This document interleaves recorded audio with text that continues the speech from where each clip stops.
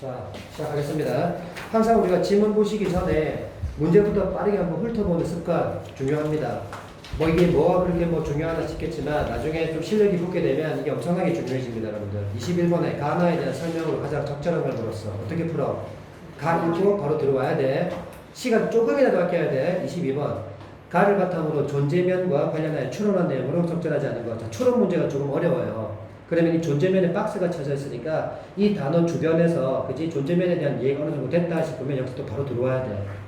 그리고 추론이 있기 때문에 지문에서 쓴 말 그대로 쓸 확률이 낮아. 그래서 앞뒤 문맥을 통해서 우리가 그 의미를 알아내야 된다는 거야. 그래서 이런 문제의 난도는 좀 있어. 다음 23번에 가나를 바탕으로 기업과 니을 비교하려서 전형적인 비교 문제야. 그러면 뭔데? 비교 대조, 즉 공통점과 차이점을 위주로 당연히 읽어야 돼. 쌤이 항상 출제 요소라고 짚어줬던 거. 대비되는 짝이야 지금. 그제? 그리고 기억 정도가 딱 맞았다. 보통 이런 문제는요. 기억 설명이 끝나면 니은이 순차적으로 나오는 경우가 많잖아. 그지? 그러면 다 읽고 푼다? 바보다. 기억이 끝났다 싶으면 기억 잡으로 들어와야 돼. 그렇게 해서 답이 나오는 경우가 많기 때문에. 그래서 이런 문항수가 많을 때 최대한 읽어가면서 실시간으로 풀 수 있는 문제 풀어버리고 남은 문제에 올인해야 돼. 그게 보통 3점짜리 문제잖아. 그제? 근데 여러분 3점짜리 틀려도 된다. 왜? 3점짜리 다 틀려도 2등급 나옵니다. 지금 내가 2등급 안 나온 친구들은 그런 식으로 접근해야 돼. 3점짜리 괜히 풀다고 낑낑대다가 시간대로 다 쓰고 문제는 틀리고 다른 남아있는 지문 못 풀고 이게 미친 짓이야. 그러니까 일단 여러분 수학 문제 다 안 풀잖아요. 수학 문제 제일 높은 몇 점이야? 4점짜리 안 풀잖아. 그러니까 그렇듯이 국어도 마찬가지야. 지문 읽은 게 아까워서 어떻게든 3점짜리 풀어보려고 막 시도하는 건 알아내. 근데 그 마음은 일단은 내가 3등급 이하다. 그럼 과감하게 버려. 나머지 풀 수 있는 지문을 읽고 나왔을 때 거기 반 이상은 건져낸다 여러분들. 근데 이런 거 푼다고 시험 계속 쓰니까 지문 한두 개 계속 남겨놓는단 말이야. 그지? 악순환이다. 그러니까 과감하게 버려. 그리고 내가 이제 3등급에서 2등급 좀 올라가려고 있다. 그때부터 이제 3점짜리 주목하는 거야. 오케이? 시간이 모자란 친구는 반드시 이렇게 풀어야 된다, 지금은. 자, 그 다음에 24번에 3점짜리야. 이건 뭔데? 보기가 나오는 건 항상 사례 문제라고 그랬어. 보기는 절대로 사례다. 그러니까 지문에 있는 내용을 끌고 와서 연결의 짝을 지어야 된댔어. 그 다음 보기는 따로가 아니다. 다음 25번에 가와 관련하여 나의 언급된 인물들에 대한 파악 내용으로 적절하지 않은 것을. 자, 그러면 가를 살짝 봐야지. 어디 있는지 한번 확인하고.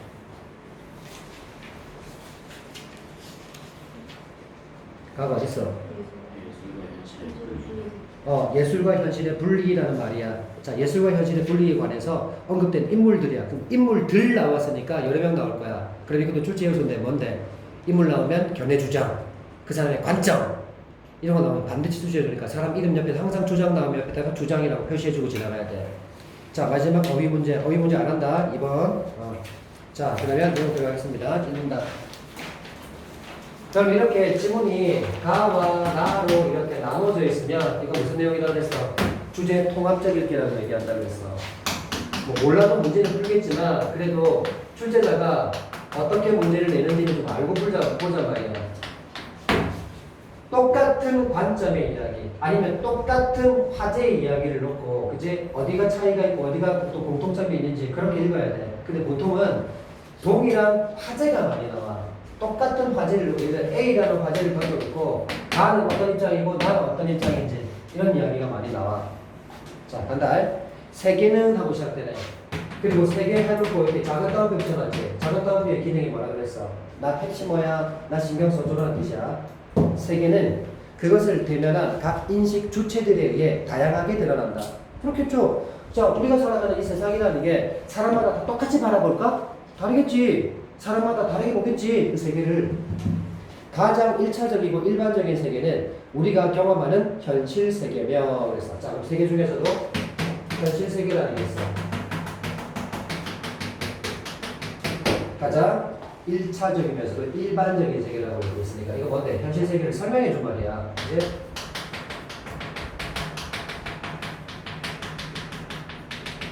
우리가 흔히 제일 많이 말하는 세계가 바로 이 세계일 거란 말이야. 우리가 살아가는 현실 세계.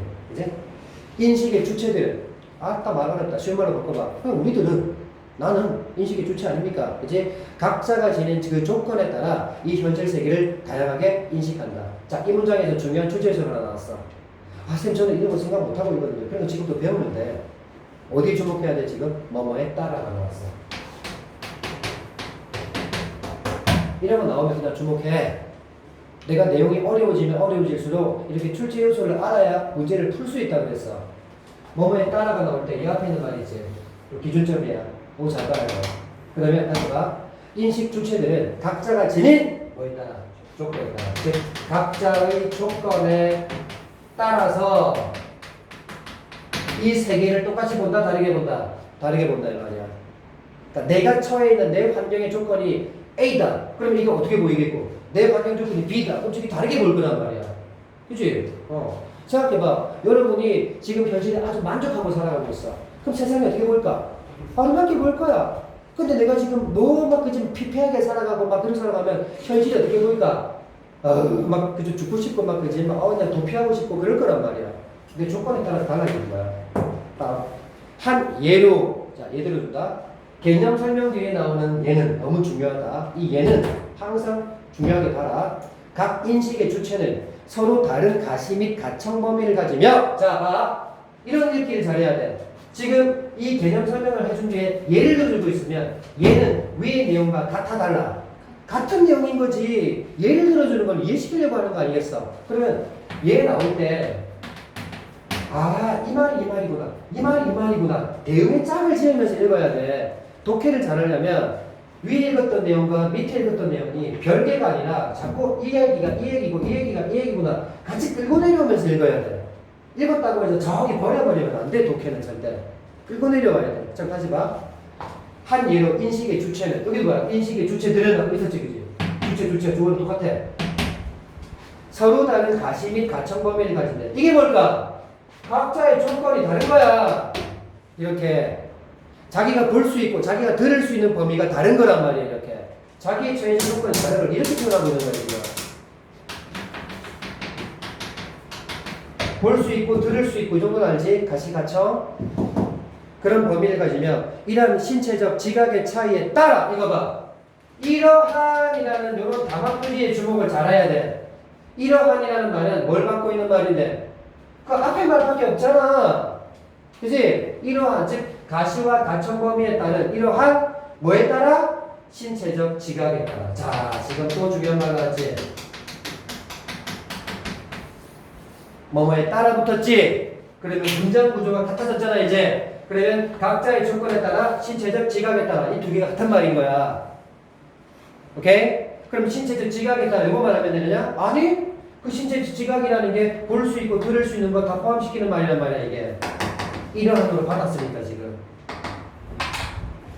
그래서 이런 차이에 따라 그들이 경험하는 세계에 대한 인식도 각기 달라질 거야. 이 인식도 달라진다는 말은 그 위에 말 어떤 말과 같아? 그렇지 다양하게 인식한다 이 말과 같단 말이야 또 이렇게.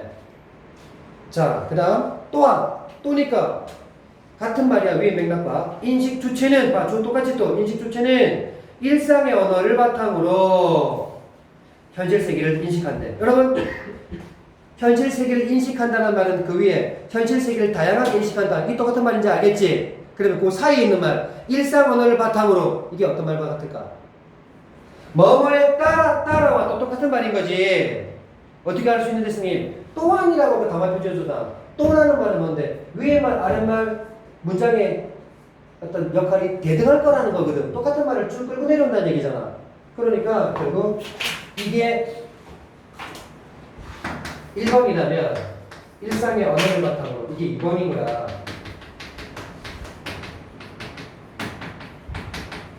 이 바탕으로 하야를 뭐뭐에 따라로 바꿔봐. 충분히 할 수 있을걸? 인식 주체는 일상의 언어에 따라 현실 세계를 인식한다. 된다 이거야 이렇게. 그냥 막 읽는다고 해서 읽는 게 아니란 말이야 독해는. 문장 구조를 보면서 출제 요소를 짚어주는 것들을 기억하고 찾아내고 그리고 이 말과 이 말이 같구나. 자꾸 이렇게 읽어버릇하는 연습을 계속 해야 어느 날 갑자기 실력이 팍 뜁니다. 근데 이런 거 없이 그건 어떻게든 이해가 돼서 풀겠다? 에휴 힘듭니다. 그거는. 어려운 지문이 한두 개가 아닌데. 자 그래서 다시 아까 우리가 인식 주체들은 이 현실 세계를 다양하게 인식하는데 어떻게 인식을 할 수 있냐니까 자신의 어떤 신체적 지각을 사람마다 다르겠지. 그거에 따라 다르게 인식하고 또 내가 가지고 있는 일상의 언어에 따라서 그 현실 세계를 다르게 인식한다 이 말이야. 계속 이 문단. 그런데 신체적 지각이나 일상 언어는 잠깐 두 개였지. 신체적 지각이나 일상의 언어. 만약 위에서 놓쳤다 하더라도 지금 이 문단 시작점에서 위에서 핵심 단어가 이거였구나 또 다시 한번 짚어준 거야 이렇게 출제자가. 인하가 나오면 반드시 뭐 해라 그랬어? 슬래시 치라 그랬어. 구분해서 읽으라 그랬어. 그래서 신체적 지각이나 일상의 언어는 뭐다? 고정적이지가 않다. 자, 이거 문제 나온다. 왜? 1문단의 가장 중요한 핵심어를 두 개 짚어주고 2문단 시작할 때 또 한 번 반복했어. 반복 횟수가 많을수록 중요하다는 뜻이야. 반복을 왜 하는데? 중요하니까 강조하려고 반복하는 거 아니겠어? 선생님 저는 핵심어를 잘 못 찾는데 이런 친구들이 있어. 그런 친구들은 그냥 반복되는 단어가 뭐가 있는지 잘 봐. 이게 핵심어야. 그래서 이것의 특징을 말한 말이기 때문에 중요할 거라는 얘기야. 얘들의 특징은 고정적이지 않다. 그럼 여러분 고정적이지 않다는 걸 다른 말로 바꿔봐. 변화한다? 유동적이다. 유동적이란 말 좀 알아놔야 돼. 자주 나오는 단어니까. 움직임이 있다 이 말이야. 유동적이다. 다음. 운동선수처럼. 자, 갑자기 운동선수 왜 나왔을까? 그렇지. 얘인 거야. 예를 들어 가령 이런 말 안 준다. 주는 건 너무 하급이고 이렇게 안 줄 경우가 더 많아. 독서에서. 운동선수처럼 반복 수련을 하거나 잘라야지 하거나. 왜 자를까? 자, 여기에서 잘라놨어 내가. 신체적 지각이나 일상의 언어 잘라놨지. 그리고 지금 얘가 나왔어. 얘는 또 뭐라고? 같을 거라 그랬잖아. 그러면 여기 또 이나 나왔지. 운동선수가 신체적 지각이구나. 다음. 안경 등의 도구를 이용하면 인식 주체들이 진인 조건은 달라질 수 있으며, 그럼 여기서 반복 수련 그리고 안경 같은 도구 이용 이런 것들이 그지 인식 주체들이 진인 조건은 이런 것 때문에 달라질 수 있다는 거야. 내가 신체적 지각이 남들보다 좀 뛰어난 사람, 쉽게 말하면 운동신경이 좋은 친구도 있잖아. 안 좋은 친구도 있고. 그러니까 그런 친구들은 사람 다르니까 현실 세계를 바라보는 인식이 또 달라질 수 있다는 얘기야. 또 도구를 썼을 때 더 잘 보이고 도구 안 쓰면 잘 안 보이지. 그리고 또 신체적 지각이 그 도구를 이용하냐 아니냐 다 달라질 수 있다는 말이야. 다음 새로 도입된 낯선 언어. 자, 낯선 언어는 뭔데? 이쪽이겠지. 일상의 언어. 이해돼? 그래서 새로 도입된 낯선 언어가 시간이 흐르면서 일상의 언어로 자리 잡기도 한다. 그래서 신체적 지각이 달라지는 그 예로서 반복 수련 이나 도구 이용 됐니? 그리고 일상의 언어 같은 얘는 뭔데? 낯선 언어가 시간이 흐르면서 어떻게 돼? 일상의 언어가 되기도 한다는 거. 바뀌었어 안 바뀌었어? 바뀌었잖아. 고정적이지 않다는 말이 얘였단 말이야. 그지? 다음 3문단. 인식 주체들에 의해 드러나는 이런 각각의 세계는 각각의 세계가 뭔데? 이 현실 세계. 근데 A가 바라봤을 때의 세계와 B가 바라봤을 때의 세계는 다른 세계라고 그랬어. 그래서 각각의 세계라고 얘기하는 거야. 세계 전체를 이루는 여러 얼굴이라 할 수 있다. A가 바라보는 세계, B가 바라보는 세계, 신체적 지각이나 아니면 일상의 언어를 바탕으로 해서 이 현실 세계는 다르게 인식되는데 이 사람들이 모여서 보는 그런 각각의 세계들이 결국 모여서 다 뭐가 되는데 세계 전체를 이루는 여러 얼굴이란 말이야. 각각의 세계는 주어지 서술어 뭐야? 여러 얼굴이라 할 수 있다. 문장에서 주어 서술어는 꼭 확인해. 각각의 세계는 여러 얼굴이다. 같은 말인 거야. 각각의 세계 모여서 세계 전체를 이루고 여러 얼굴들이 모여서 사회 인식 주체들이 다 되겠지. 그치? 인식 주체들의 인식 조건은 다양하므로. 자, 인식 조건은 왜 다양한데? 이렇게 다르고 다르지. 인식 조건은 다양하므로 각각의 인식 틀에 따라 또 따라 나왔다에 따라 그럼 사람들이 가지고 있는 건 인식의 틀이 다 다르다는 얘기야. 자신이 가지고 있는 인식의 틀이 다 달라. 그 인식의 틀에 따라 저마다의 얼굴, 즉 각각의 존재면이 드러나게 된다. 존재면들이 나왔다. 이 존재면이 어떻게 나타나는 건데? 각각의 인식의 틀에 따라. 사람들은 인식의 틀이 같아 달라. 왜? 자기가 가지고 있는 조건이 다 사람마다 다르니까. 그 조건이 다르니까 인식의 틀도 다르고 인식의 틀이 다르니까 존재면이 하나가 아니라 여러 면이 나오겠지.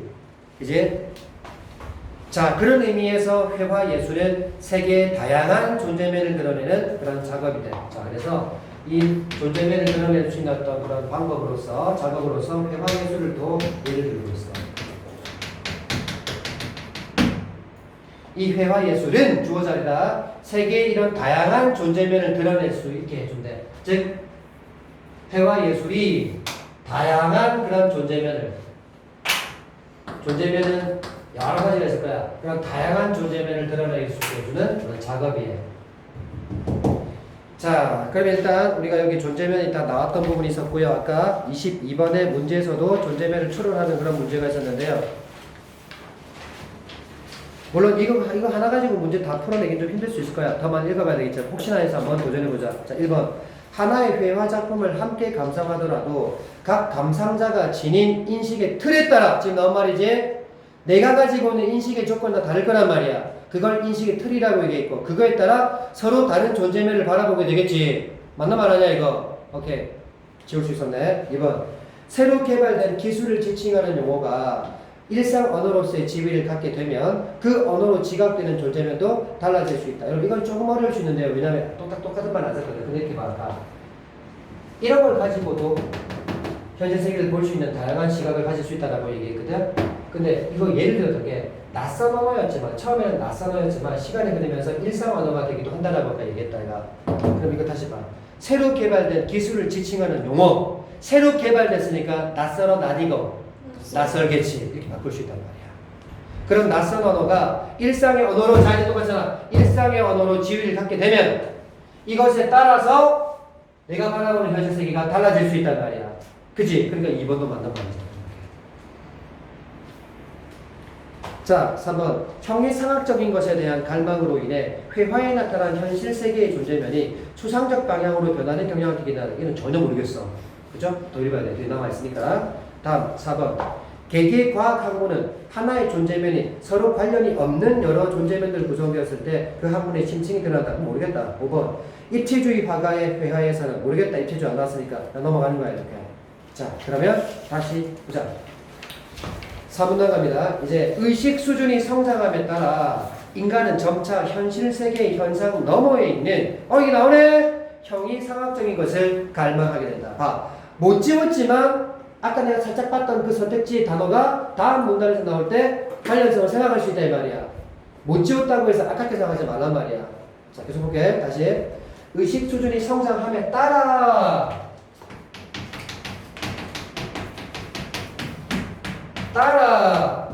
의식 수준이 성장하면 그럼 뒤에 이렇게 인간은 점차 현실 세계의 현상 너머에 있는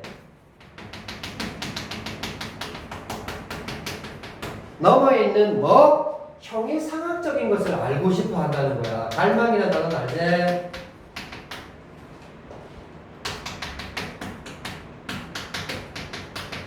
쉽게 말하면 이거야. 내가 초등학교 막 책만 읽다가 어느 순간부터 내 의식 수준이 좀 더 발달한 것 같아. 이제 초등학교 책이 재미가 없어. 그럼 뭘 갈망하는데? 더 어려운 내용들을 갈망하게 되겠지. 형이상학적인 것을 갈망하게 된다. 그러니까 형 이상이라는 것은 약간 높은 수준의 것을 얘기하는 거야. 자, 그 다음 이런 경향은 현대 회화에도 영향을 끼치게 됐대. 자, 이러한 경향, 이러한이잖아. 이러한 경향은 현대 회화에도 영향을 끼치게 된대. 현대 회화에도. 그래서 앞에 나왔던 회화 예술의 회화와 무관하지 않을 것 같아. 현대 회화의 존재적인 특징은 과학과의 비교를 통해 더 분명해진대. 그럼 지금부터 현대 회화랑 뭐랑? 과학이랑 뭐 할 것 같아? 대비할 거야. 이거 아니니? 대비되는 자, 출제 요소다. 자, 그럼 해보자. 그런데 늘 이런 패턴이 많아, 독해에. 이 아이의 특징만 그냥 시부름 해주면 되잖아. 그지? 그런데 꼭 다른 거하고 비교 대조를 통해서 이 아이의 성질을 더 부각시켜 주려는 경향이 있어. 예를 들어봐. 흰색이 더 희게 보이려면 흰색 가만 놔두는 것보다 어떻게? 그래서 검은색 옆에 있으면 흰색이 더 도드라지잖아. 그래서 비교 대조를 많이 한단 말이야. 가자. 과학부터 하네. 존재면이 비교적 이리적이면, 자, 첫 번째 기준은 존재면을 가지고 이 두 가지의 차이를 얘기한다. 자, 과학은 뭐다? 일의적이래. 여러분, 이렇게 한자말이 딱 나왔을 때 내가 한자 공부가 좀 되어 있는 친구들은 읽으면서 바로바로 이해가 솔직히 될 거야. 근데 한자를 모르는 친구들은 어쩔 수 없지만 뒤에 끝까지 좀 읽어봐야 되겠지. 이게 중요한 출제 요소였다면 일의적이란 말을 설명해 줄 거니까. 그래서 항상 개념적이는 독해에서 필수라고 그랬었어. 자, 보자. 일단 일의적이니까 체크하고, 한 존재면을 수직으로 파고들어 그 면을 심층적으로 드러낸대. 자, 한 존재면을 어떻게 해? 수직적으로 파고든대. 그래서 심층적으로 드러낼 수 있게 된대. 깊이가 있다 이 말이야. 자, 예를 들어주네. 생물학에 이게 하나의 존재면이야. 생각해봐. 종, 개체, 기관, 세포, 유전자 등 무수한 면들을 드러냈지만 이 면들은 넓게 보면 같은 면의 객관적 심층이었어. 그렇죠? 이 존재면을 수직적으로 쪼개가지고 거기에 따라라라 나오는 걸 깊이 있게 본 거니까 전체를 본다면 결국 하나에서 나온 거란 말이야. 아! 일의, 하나일, 뜻의, 하나의 뜻이다. 하나다 이 말이야 결국은 이게. 그래서 쭉 뒤에서 예를 쫙 들면서 했지만 이게 결국 이게 다 뭐라는 얘기인데 이게 예는 게 같은 면의 객관적 심층이었다는 거야. 같은 면이었다는 거야.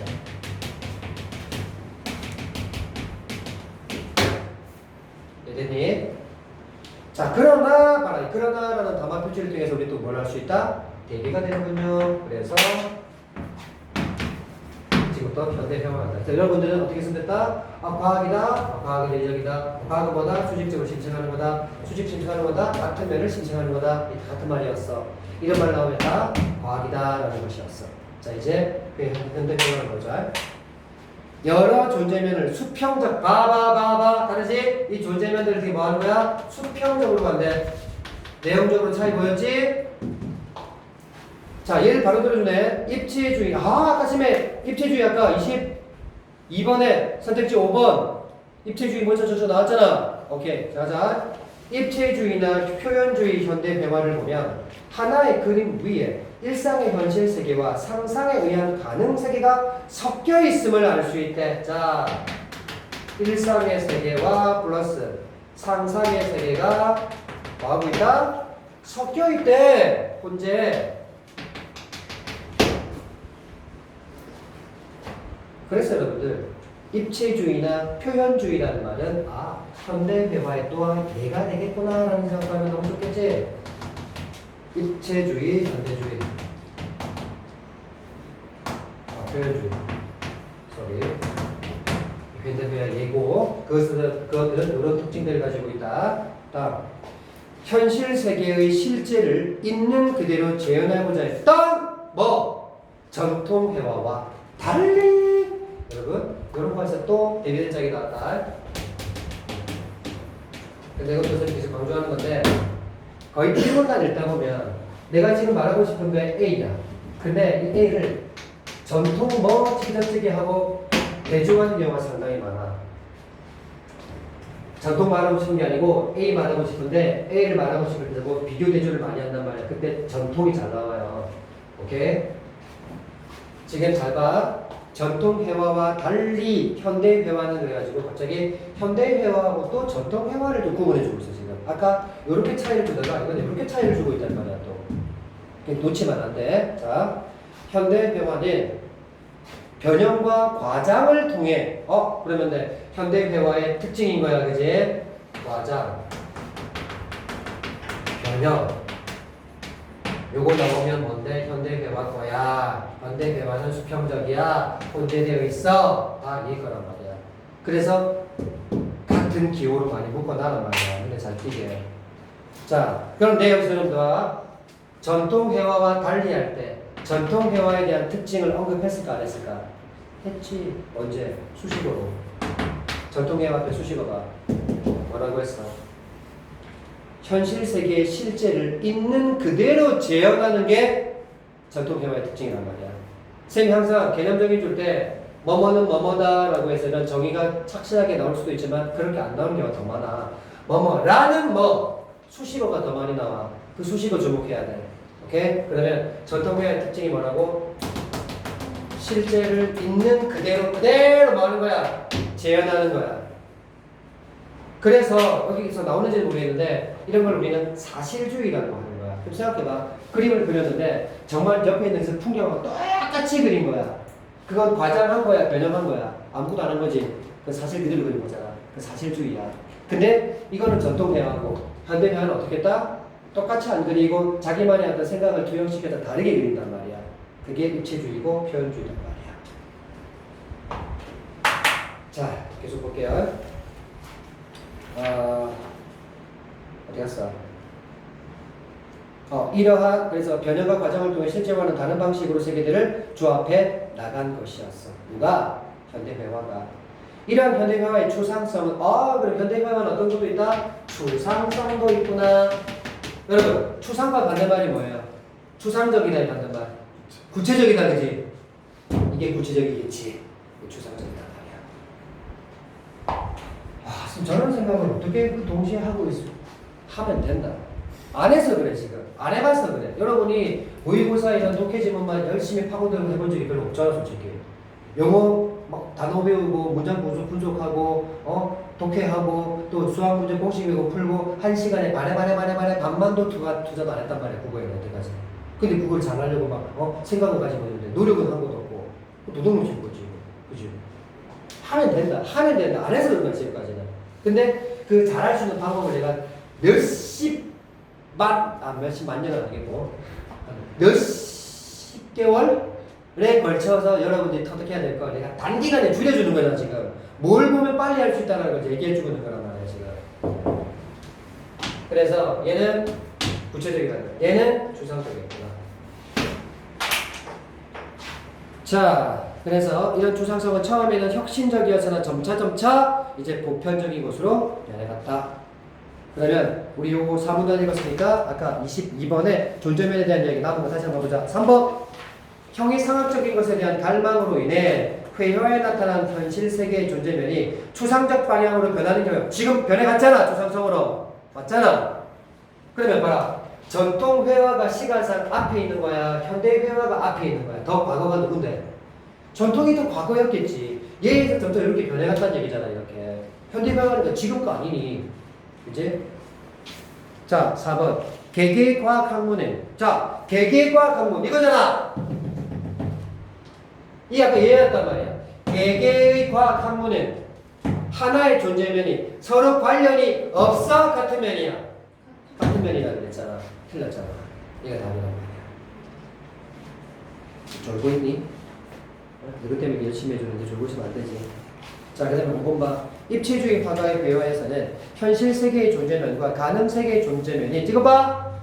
현실 세계, 상상 세계, 수평점 다 나온 거잖아, 지금. 혼재에 있다. 얘 설명 맞잖아. 그지?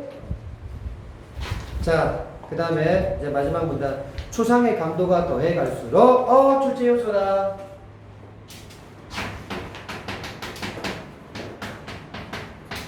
오늘 이런 것만 몇 개 주워 듣고 간 것만 하더라도 엄청나게 많이 알고 가는 거야. 뭐뭐 할수록 뭐뭐 한다. 이거 인과야, 인과. 원인과 결과를 나타내는 문장 구조라면 반드시 주목해야 돼. 자, 볼까? 추상성의 강도가 더해질수록. 여기까지. 추상성의 강도가 강해질수록. 쌤 항상 화살표 방향 추천한다. 눈에 잘 띈다. 할수록 이 결과가 잘. 현대 회화는 실제의 재현에서 더욱더 멀어질 거래. 당연한 말 아니야.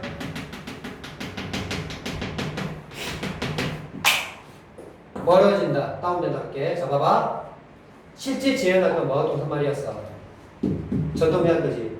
전통회화와 현대회화는 같아 달라. 다르지. 그러니까 얘가 강해지면 얘는 약해져야지. 똑같은 말 아니야, 이렇게. 그치? 자, 그래서 더욱 멀어져 실제가 아닌 화가의 내면을 표현하는 것으로 인식되었다. 결국 추상성이 강해진다는 것은 뭐와 같은 말이야? 내면을 표현하는 것과 같은 말이 됐다는 얘기야, 이렇게. 여러분, 내면은 보여, 안 보여? 안 보이지? 이게 추상성인 거잖아, 이게. 이래. 다음. 내면은 봐라 상상의 영역이니까 전통 회화와 달리 또 대비 현대 회화로는 현실 세계의 존재면을 드러내기 어렵다는 인식도 생겨났다. 그러면 현실 세계의 있는 그대로 면을 드러내는 건 당연히 이런 현대 회화에서 하는 게 아니니까 당연히 이거 잘 못하겠지 당연히 그치? 그러나 여러분 요런 거 제가 또 강조합니다.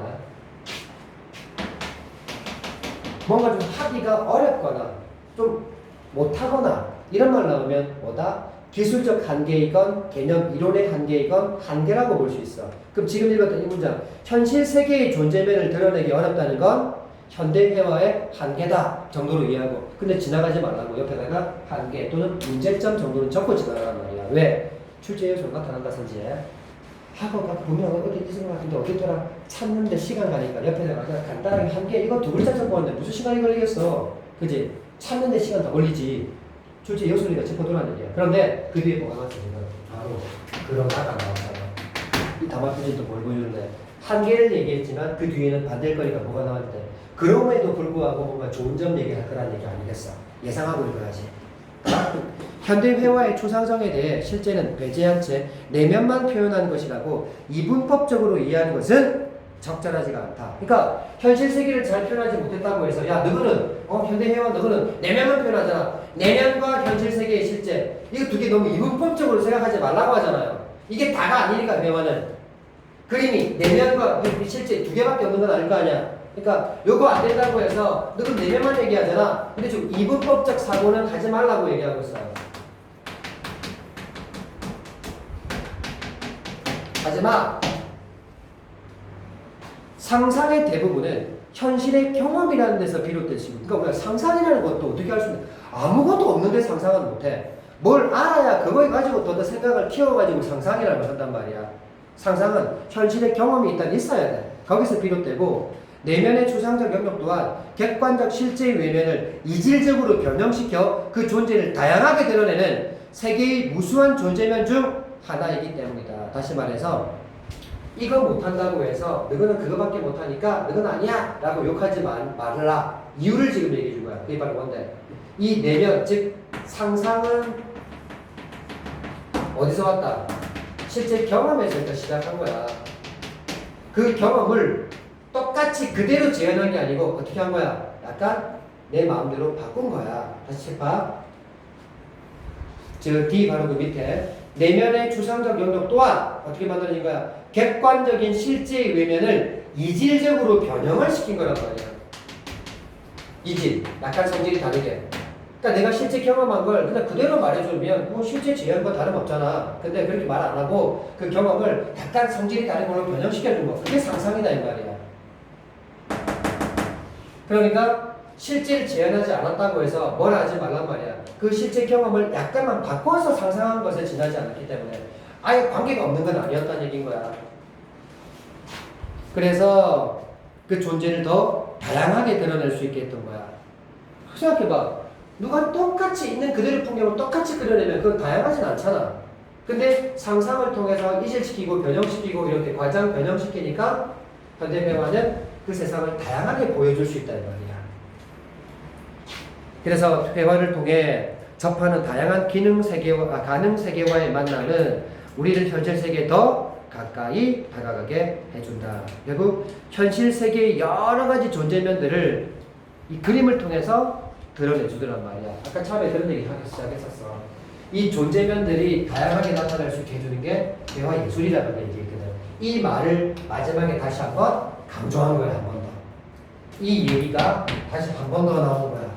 이 현실 세계의 여러 가지 존재면들을 다양하게 드러낼 수 있게 해주는 게 회화였단 말이야. 그림이었단 말이야.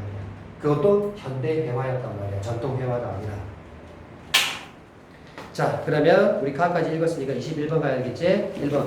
가의 인식 주체가 인식의 한계를 극복하는 과정을 설명하고 있다. 지금 가가 인식의 한계를 극복하는 이야기야? 아니야. 2번. 가는 현대 회화의 추상성을 이분법적으로 이해하면 아까 안 된다 그랬지? 다음 3번. 가는 세계에 대한 인식을 바탕으로 회화 예술을 이해하는 관점을 제시하고 있다. 괜찮네. 세계에 대한 인식을 바탕으로 회화예술을 우리가 이해할 수 있는 관점. 이렇게 회화예술이라는 게 세계에 존재하는 여러 가지 면들을 그지 이런 과정과 변형을 통해서 상상을 통해서 추상을 통해서 드러내주고 있다는 말이야. 그래서 우리가 현대 회화를 이해하니까 세계의 여러 가지 면들을 더 이해할 수가 있게 된단 말이야. 3번 괜찮죠? 4번 인간의 의식 수준의 성장에 따른 현실 세계의 변화 양상을. 자, 의식 수준 아까 성장한다는 말을 했었죠. 여기 있었어. 의식 수준이 성장하면 현실 세계에 넘어있는 형이상학적인 걸 갈망한다고 했죠. 언제 이런 말 했는데 지금. 다르잖아. 의식 수준 성장한다 할 때 본문 읽은 것 같아. 이거 왠지 있으니까 맞는 것 같아. 위험하다. 얘가 성장하면 이거 온다 그랬어. 현실 세계의 변화가 온다는 얘기가 아니고. 다음 5번 가는 현대회화가 세계를 추상적으로 드러내는 방식을 밝히고 있다. 이건 괜찮네. 현대회화가 추상성과 그런 게 있잖아 이거. 그치? 이건 맞아. 보류해야 돼. 그래서 3번 5번 놔두고 나가 들어가서 답 조져서 해야 돼. 자, 그 다음에 23번도 해야 되겠지. 가자. 1번 기억은 전통회화고 니은은 현대회화다. 1번에 기억, 니은은 모두 현실 세계의 존재면을 드러내기 어렵다. 에이, 지금 현대회화가 얼마나 다양하게 현재의 존재면들을 드러내주고 있는데 지금. 그리고 얘도 나름 실제를 그대로 재현했을 뿐이지만 그래도 이것도 그 존재면을 드러내는 거야. 얘도 다양성이 없을 뿐이지. 얘는 다양성이 있는 거고. 오케이? 둘 다 틀렸어. 2번 기억 니은은 모두 현실 세계의 사실적 재현을 통해. 야, 사실적 재현하는 건 누구의 특징이야? 전통회화의 특징이잖아. 모두 하면 틀렸지? 현대회화는 아니다. 다음 3번 기억은 다양한 가능 세계와의 만남을 통해. 야, 다양한 가능 세계와 만나는 건 누군데? 현대회화의 특징이잖아. 다음 4번 니은은 현대회화다. 가시적 속성과 비가시적 속성을 동시에 가지는 독특한 존재 방식을 취한다. 보는 것, 보여지지 않는 것. 자, 일단 보는 것 같은 경우는 실제 경험을 통해서 뭔가 이질시키니까 보는 거 필요해. 거기에다가 또 내면의 상상이 들어가니까 비가시적도 괜찮아. 그지? 그런데 기억도 그렇게 하는 거야? 전통회화는 보이는 것만 그리는 거야. 와달리.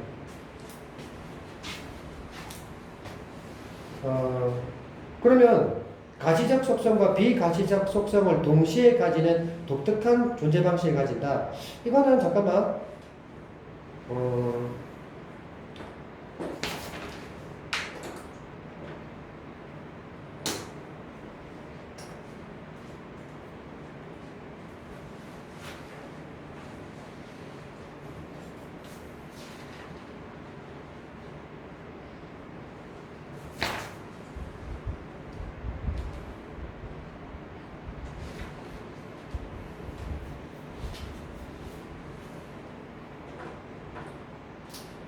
그렇죠. 이 니은이라는 게 현대회화이기 때문에 이거는 괜찮고.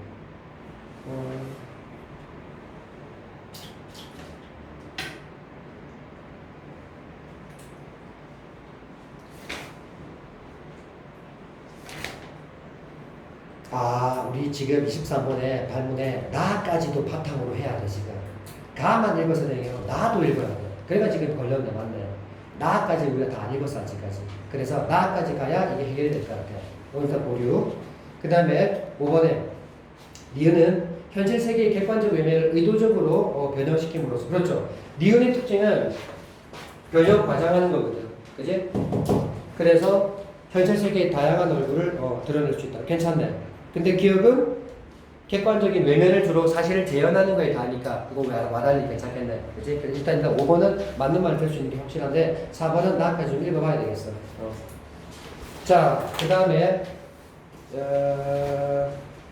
24번에 가나와 관련 지역 보기에 대해 보은 반응으로 적절치 않은 걸 찾아냈는데요. 일단 사례다. 최근 한 의과대학에서 구스타프 클림프의 대표적 표현주의 작품. 자, 표현주의 나오는 순간 뭐 해야 돼? 이거 현대회화구나 생각해야지. 그리고 연구진은 이 회화 속 남녀의 의상의 한 사람의 생명체가 완성되기까지 순차적 세포 분열 과정이 과장된 크기와 다양한 색으로 변형되어. 다 뭐야? 과장 변형. 현대회화의 특징을 얘기하고 주는 거야. 슴에 주목했다. 그리고 이를 통해 클림트가 당시 현미경 기술의 비약적 발전에 따른 생물학적 탐구에 대한 성과를 토대로 삶과 죽음, 생명에 대한 자신의 깊은 관심을 드러냈다고 한다. 삶과 죽음, 생명에 대한 자신의 깊은 관심, 이게 뭔데? 내면이겠지. 일단 우리가 나는 남아있기 때문에 나와 연관된 내용도 더 있을 수 있겠지만 일단 가만 가지고 일단 이 보기를 가지고 1, 2, 3번을 한번 해보자. 간다. 1번.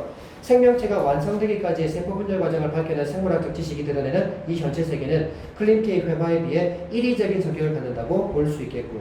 자, 현실 세계라는 것은 이리적인 의미를 갖는다는 말은 아까 우리 봤잖아.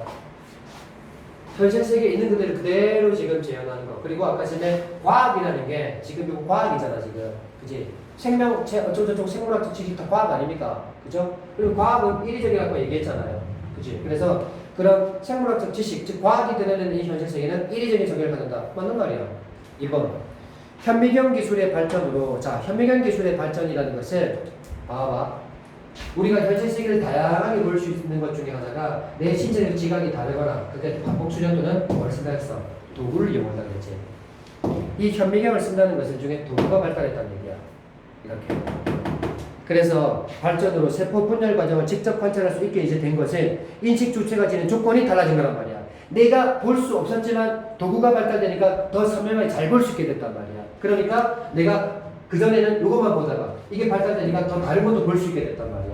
다양한 면을 볼 수 있게 된 거지. 그래서 이것도 맞지. 다음 3번에 클림트의 회화에서 세포 분열 과정이 현실과 다르게 변형되어 그려진 것에서 실제와는 다른 방식으로 세계를 조합하는 현대 회화의 추상성이 드러낸다. 자, 변형을 쓰고 과장을 하고 하게 되면 추상성으로 산단 말이야.